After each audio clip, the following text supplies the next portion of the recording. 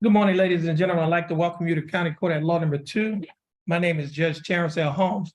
I'm the presiding judge here in County Court at Law Number 2 of Jefferson County, Texas. This morning, you have been asked to come to court because you have a case set in this court. The case that you have is a criminal case. Criminal cases are divided into felonies or misdemeanors. The case that you have is a misdemeanor case. Felony cases are normally referred to as your most serious type of criminal offenses, whereas your misdemeanor cases are normally referred to as petty offenses. It does not mean that they're not serious. It just means that they're not as serious as a felony case. And when I use the term serious, what I'm talking about the facts of the case and the possible punishment that a person can get if they are convicted of the case. For example, the felonies are divided into 5 categories. They have the highest is a capital murder. Then we go down to first degree felony, second degree felony, third degree felony, and a state jail felony. If a person is convicted of a state jail felony, the range of punishment is minimum 6 months to a maximum of 2 years in the state jail and a fine up to $10,000. If they're convicted of a third degree felony, the range of punishment minimum 2 years to a maximum of 10 years in the state penitentiary and a fine up to $10,000. If they're convicted of a second degree felony, range of punishment minimum 2 years to a maximum of 20 years in the state penitentiary, a fine up to $10,000. If they're convicted of a first degree felony, the range of punishment is minimum 5 years to a maximum of 99 years to life and a fine up to $10,000. A person is convicted of a capital murder case. The range of punishment, if they're convicted, is life without the possibility of parole or death by lethal injection. Now, you don't have to worry about that because the case that you have in this court is a misdemeanor case. Your misdemeanor cases are divided into 3 categories. It starts at the highest, which is the Class A, and come down to the Class B and the Class C misdemeanor.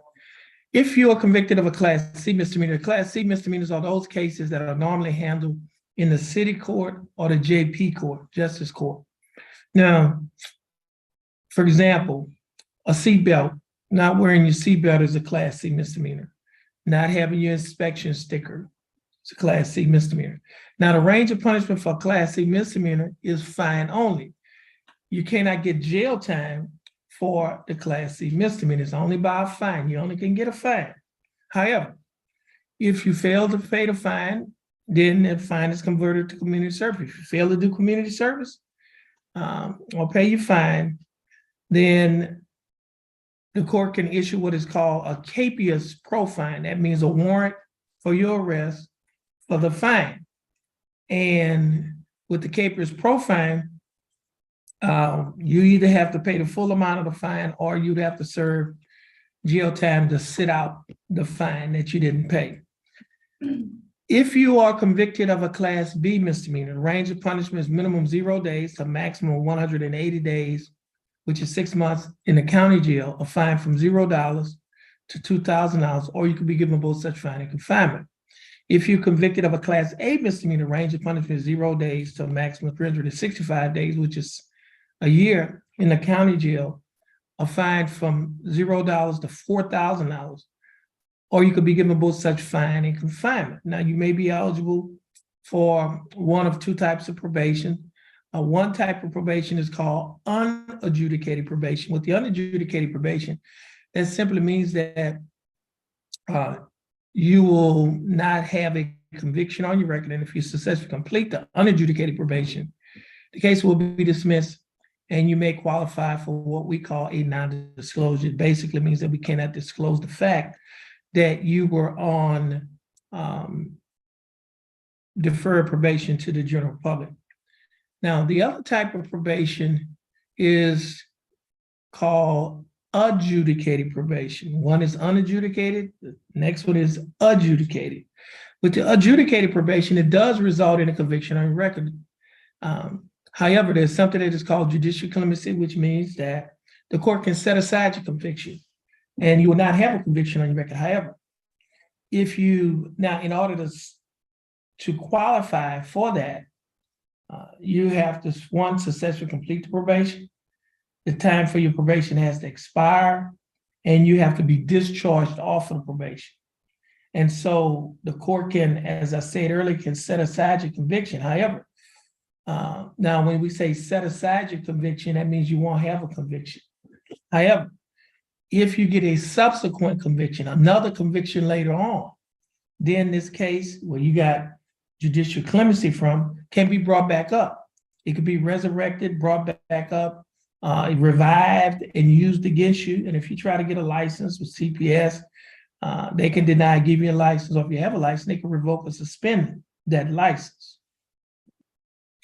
The paperwork that you have in your hand talks about one of the rights that you have. Now, I will explain to you some of the rights that you have as a defendant in a criminal case. Now, the first right I would like to talk about is your right to have an attorney. That first document is titled Judge's Explanation of Rights to Defendants Without Attorney. As a defendant in a criminal case, you have three options regarding your right to have an attorney. Number one, you may hire an attorney. Number two, if you do not have enough money to hire an attorney, you may request that an attorney be appointed to represent you. Or number three, you may represent yourself. You can represent yourself if you waive or give up your right to have an attorney to represent you. Now, if you want an attorney to represent you and you have enough money to hire an attorney, the case will be reset. Reset means that you'll be given another court date from this date. You'll be given time to hire your attorney. If you want an attorney and do not have the money to hire one, you would need to fill out a financial questionnaire. The financial questionnaire on that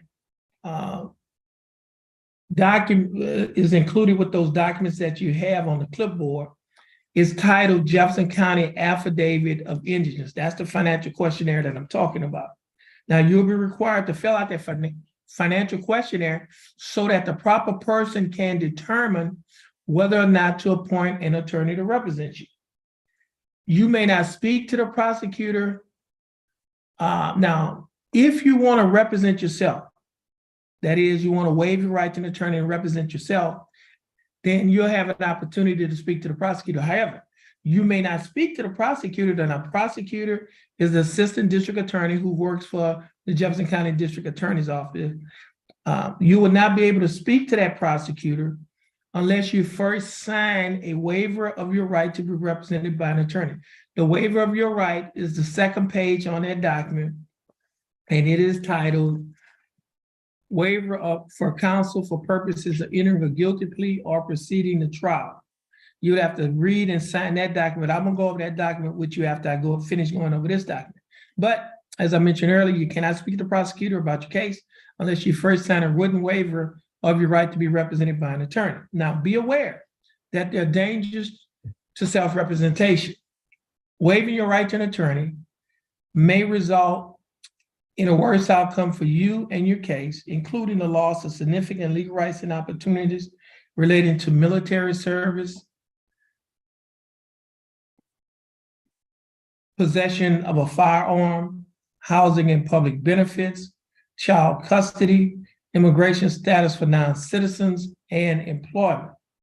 Now, if you choose to represent yourself, that is, to proceed without an attorney to represent you, you may change your mind at any time, and you may request that an attorney be appointed to you by the court. At the bottom of that document, in bold letters, it states, defendant's choice, mark initials next to only one choice. If you want to hire your attorney, your own attorney, then you will place your initials on the first line to the left.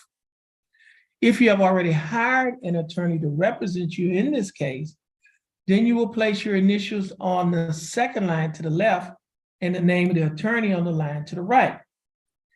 If you want to apply for a court-appointed attorney, then you will place your initials on the third line to the left. If you have already been appointed an attorney to represent you in this case, then you will place your initials on the fourth line to the left and the name of the attorney on the line to the right. If you want to waive your right to an attorney or give up your right to have an attorney to represent you and you want to represent yourself, then you will place your initials on the fifth line to the left. Now, once you have finished initialing one of the 5 lines at the bottom of that first document, then you will sign your name on the line that is titled defendant, and you will date it today's date, July 25th of 2023. Now, for those of you who will be waiving your right to an attorney or giving up your right to have an attorney to represent you and you want to represent yourself, then you would have to read and sign the next document that is titled Waiver of Counsel for Purposes of Entering a Guilty Plea or Proceeding to Trial.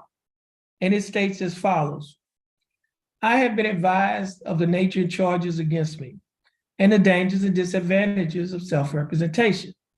My waiver is voluntarily and intelligently made.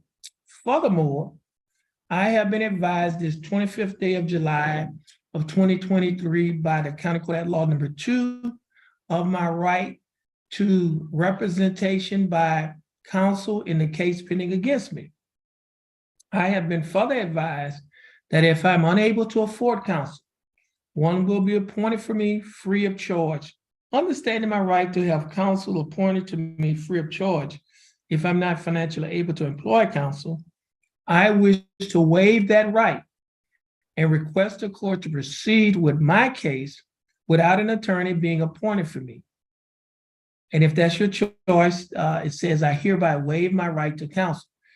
Then you will sign your name above the line that is titled defendant, and you would date it today's date, July 25th of 2023. Now, as a defendant in a criminal case, you have other rights. One other right that you have is a right to have a trial by jury. In that area where those young people are sitting, we call that the jury box. 6 citizens from Jefferson County will be selected to serve as jurors on your case. They will listen to all of the evidence that is presented. Then they will deliberate, and then they will decide whether or not you are guilty or not guilty. Now, you also have a right to waive or to give up your right to have a trial by jury.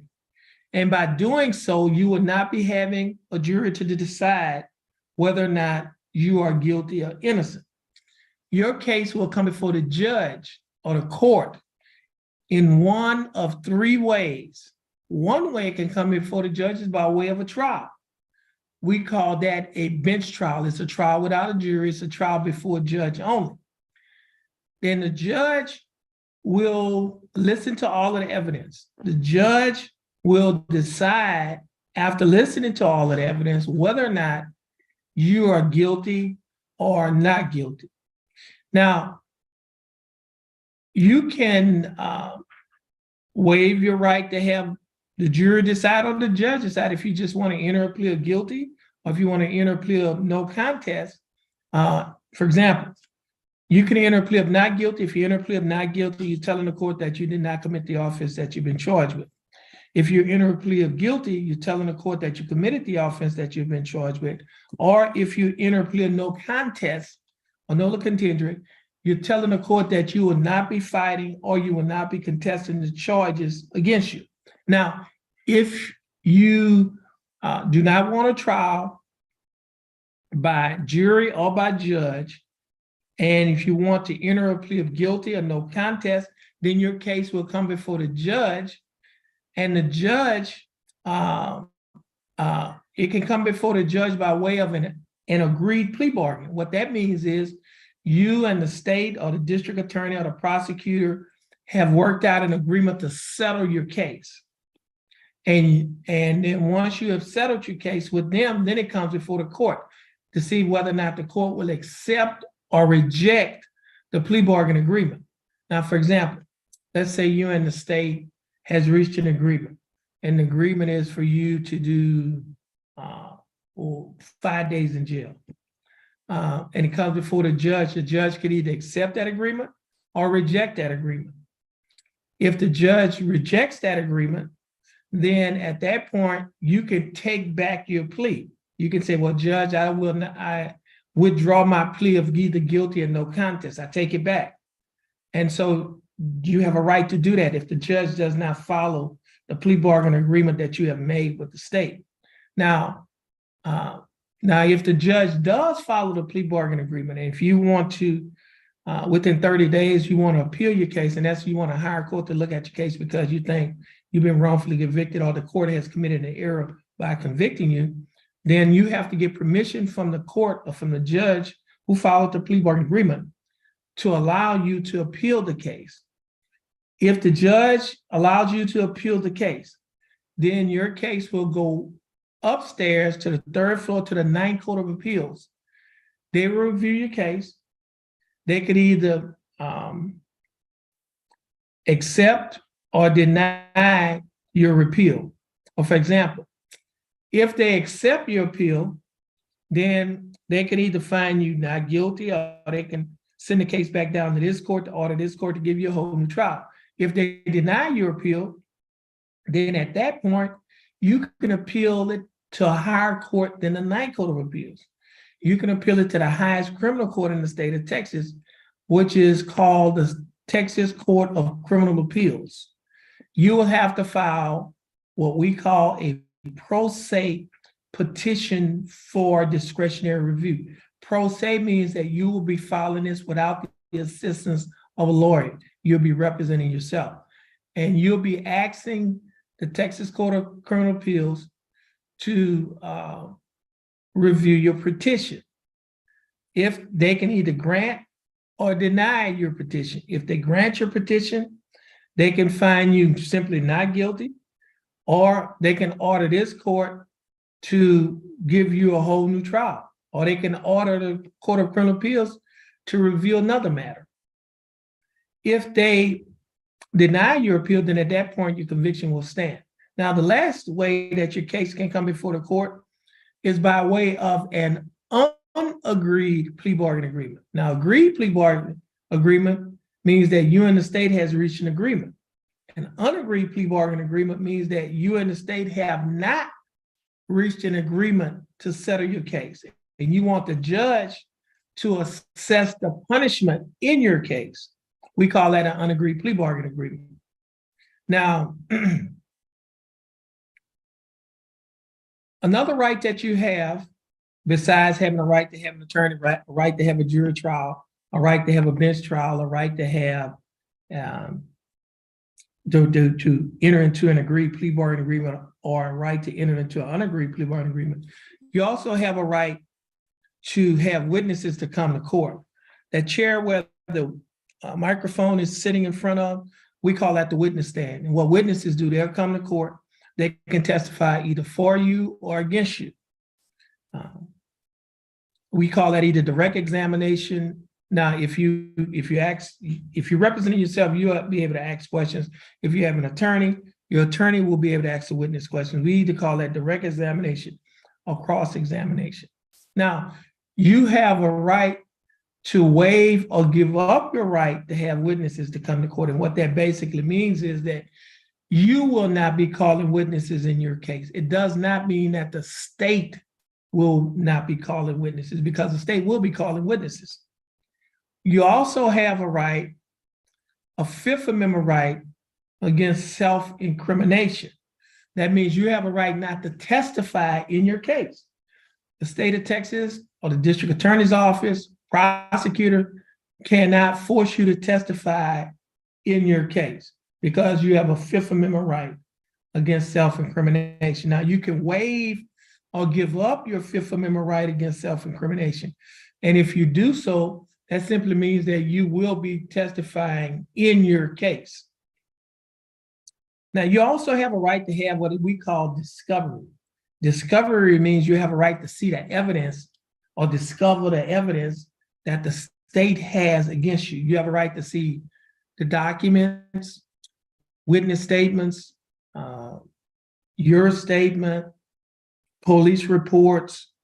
You have a right to view videos. You have a right to listen to audio recordings, and you have a right to view and examine instruments that the state may be using in your case. We call that discovery. Now, you also have a right to waive, which means to give up your right to have discovery. So you have a right to waive discovery. And by doing so, you will not be having access to the evidence that the state has against you or will be using against you in your case. Now, everyone that's here today, you're here because one, you've been arrested, and so you're here because you're out on bond. You're either out on a cash bond. Cash bond simply means that you paid the full amount of the bond in cash to get out of jail. Or you're out on what we call a surety bond. Surety bond means that you paid a bondsman a percentage of the bond, the cash bond, to get out of jail. Or you're out on what we call a PR bond, personal recognizance bond. That simply means that you were released under your own personal recognizance. You did not have to pay any cash to get out of jail. You just had a promise to appear here in person. Now, every day that you spent in jail before you bonded out on this case, you will receive credit for that time towards your punishment. So, for example, if you spent 5 days in jail before you bonded out, then you'll have 5 days that can be used towards your punishment. So, if the state is offering you 5 days to be served in jail, then you would not have to serve any more time in jail. Why?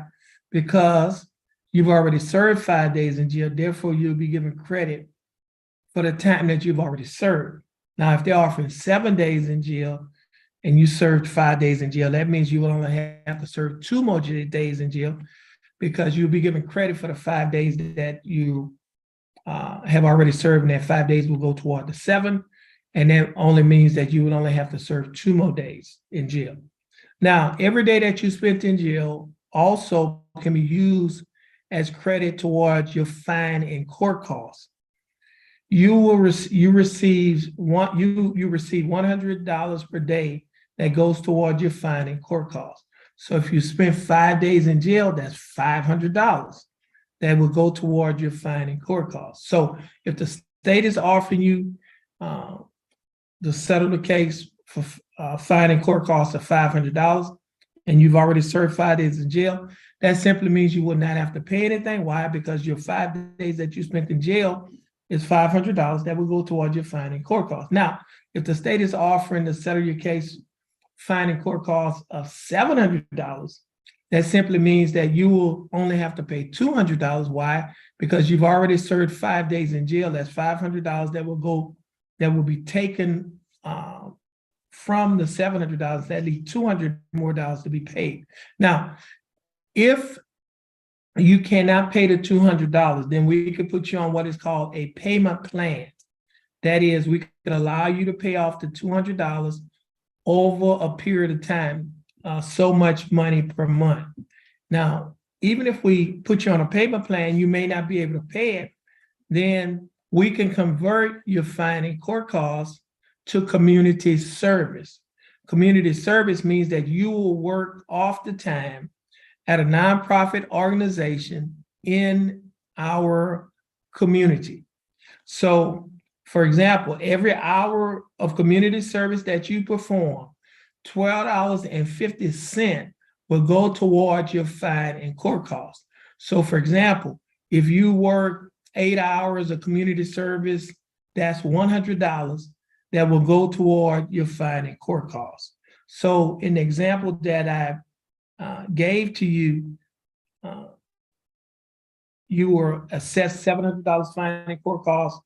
You spend 5 days in jail, $500 is going to go toward that, so that leaves you $200.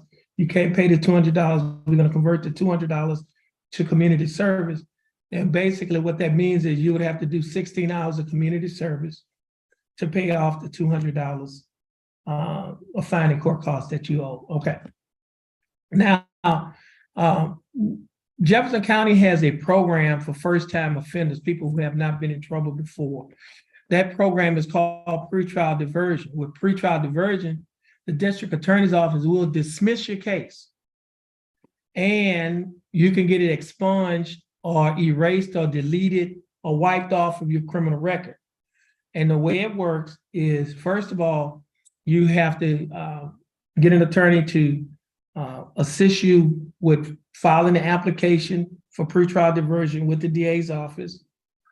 Then it cannot be an offense involving unlawfully carrying a weapon or resisting arrest. And you have to be getting in trouble for the first time. And if that's the case, as I mentioned earlier, they'll put you in the program, dismiss the case, and you can get it wiped off or deleted from your record if you successfully complete the program. Now, if you are a veteran of any one of the branches of the United States military, Jefferson County District Attorney's Office also has a program that is called Veterans Court. With that program, veterans who qualify will be placed in the program. Once they complete the program, the case is dismissed and you can get it expunged, which means deleted, wiped off, or erased from your criminal record. The only thing you have to do is be a veteran of any one of the branches of the United States military. Now, this court, Jefferson County Court at Law Number 2, has a program that is called the CSI program. CSI's program stands for Community Safety Initiative. With the CSI program, that program is a program that is designed to address the issue of what is called recidivism. Recidivism means people commit crimes over and over. And so how do we stop it? Well, we have a program that is called CSI program. We believe that it can reduce recidivism. And the way the program works, we have partnerships with local agencies. One of the agencies that we have a partnership with in our local area is Spindletop Center. Spindletop Center is our local mental health center. Now, the young people that I pointed out to you earlier, they're with Spindletop. They're going to come to you in a few minutes and tell you something about the program that Spindletop has to offer. Now, with the Spindletop program, what normally happens is they can do a private interview. They can either do it here or at your convenience at a later time, or Spindletop has the capacity, the facilities. They can do an assessment. They can do a treatment plan to address any mental health needs or the mental health needs that you may have. Now, when I'm talking about mental health, you don't have to be determined to be insane or incompetent for you to participate in the program. If you're insane and incompetent, obviously that will be addressed in another way, not through this program.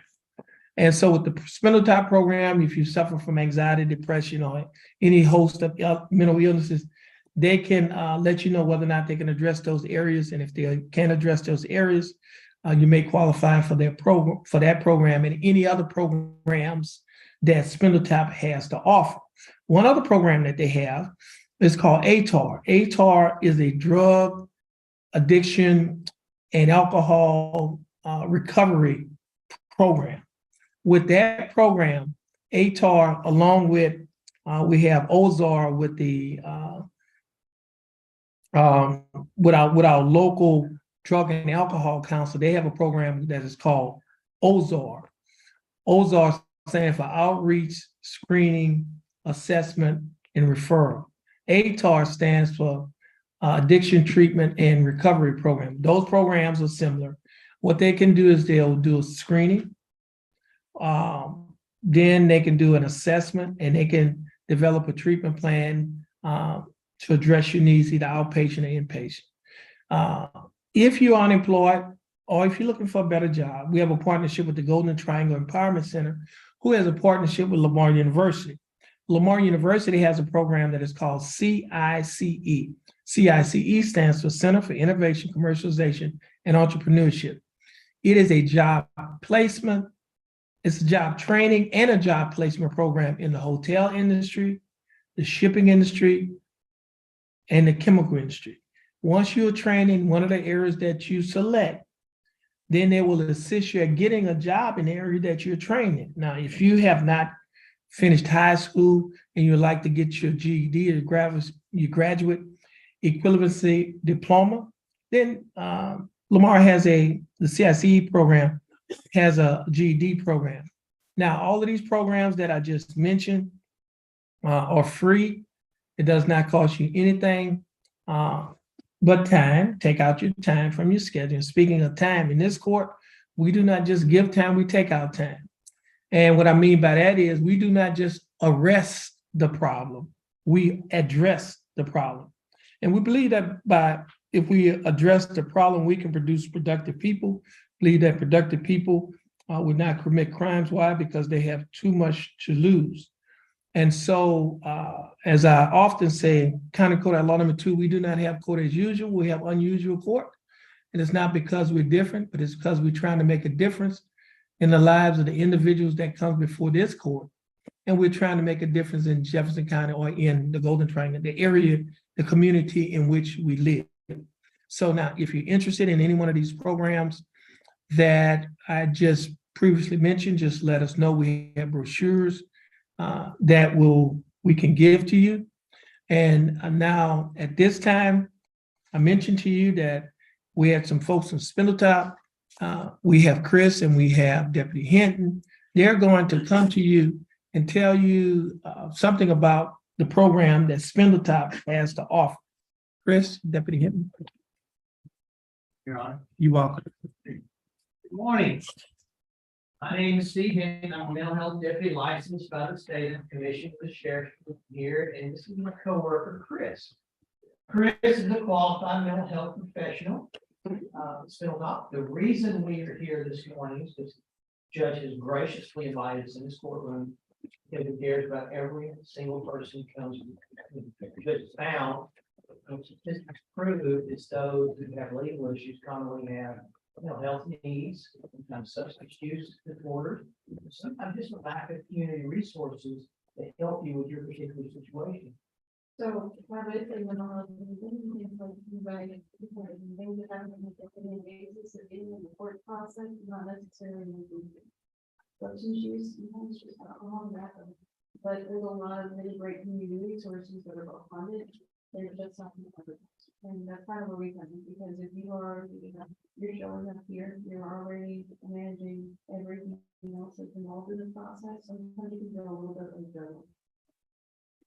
It's your first time to be here, maybe it's your 10th time to be here. There's still hope. This program has the ability to change your life, but we're going to need something from you.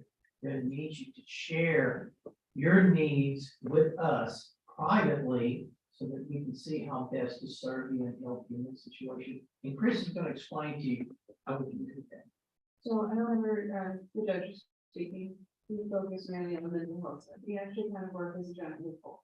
This one that we handed out whenever you guys came in, it functions as a baseline type of consent. The reason it is built that way is so that you know all of your information on it is private. It's protected under the same state law as your medical information. The only thing this allows me to do is contact you once in a manner of your choosing, or speak with you privately in the back if you know there's something that you need or you just want to talk.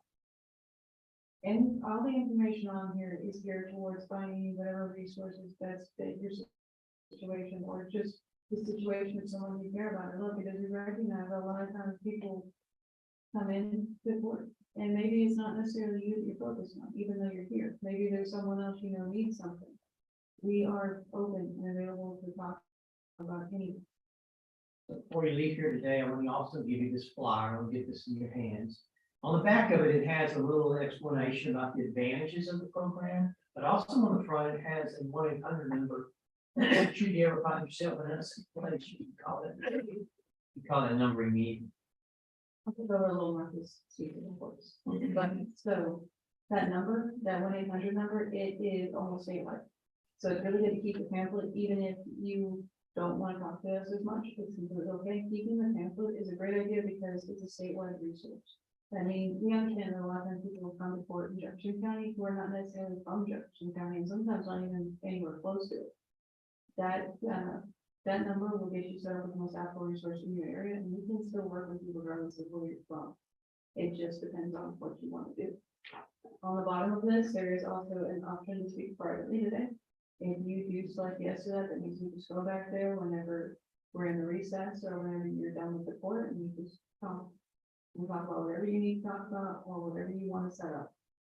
Outside of that, on that pamphlet as well, there is another, another number, the 49 number.